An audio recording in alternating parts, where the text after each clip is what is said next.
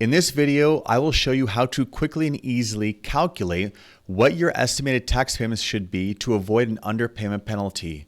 Now, all we'll need is this calculator I have on my website. It's free, don't worry. I will link to it in the description. I put it together as more of a self-service tool for clients because this question comes up a lot. And then grab a copy of your 2025 1040. Yes, I know we're in 2026, but we're gonna grab a couple numbers from last year's tax filing to enter into this calculator. So I have this 2025 return, and we're gonna go to the calculator that I will link to in the description. There's no fee to use it. And we're going to put in our filing status. Now we need to enter our adjusted gross income from last year from 2025. And you can find that on line 11 of your 2025 return. So we scroll down to line 11. I have a number here. Let's say it's 100,000 even. So we go over and we enter 100,000. All right.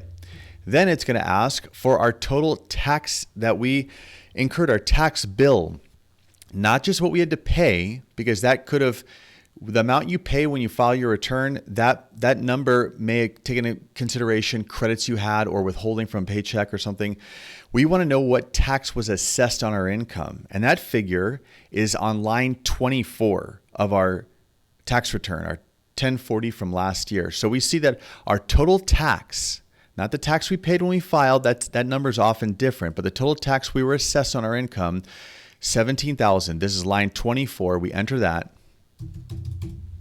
All right, now there's a couple optional fields here. One is, do you know what your projected federal tax is for 2026? Maybe you sat down with a tax pro, you paid for tax planning, you have an idea of what your tax bill is going to be, enter it. Most people don't. If you don't have that figure, skip it.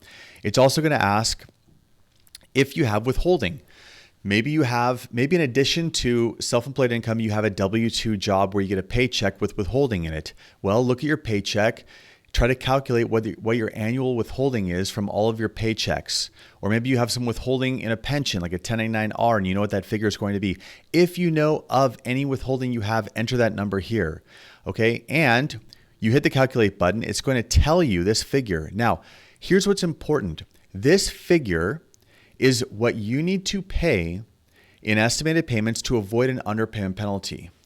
And this figure changes depending on how much income you earned, and it should be spread out evenly over these 4 quarterly payment due dates. You'll see the due dates here. So if it's, let's say it's 10,000, then each quarter you should be sending in 2,500 as estimated payments, and it tells you the quarterly deadlines right here.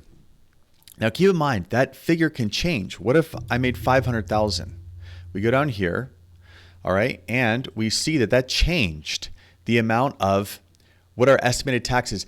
Now, I'm not telling you this is going to be your tax bill. That number requires you talking to someone that's doing planning, and it's a far more complex number to calculate. It can be done, but not in a quick YouTube video.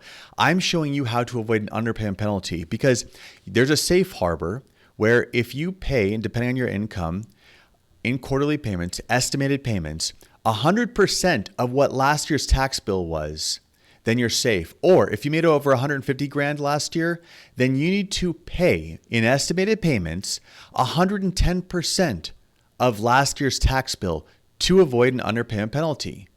And the important part is making sure that you don't get nailed with a penalty if your income's higher the following year. So go and play with the calculator, send me an email, or leave a comment if you have questions about it. But this is not estimating what your tax bill is going to be. This is estimating the amount of withholding plus quarterly payments you need to make to avoid an underpayment penalty. If you have any questions, leave a comment. Thank you for watching.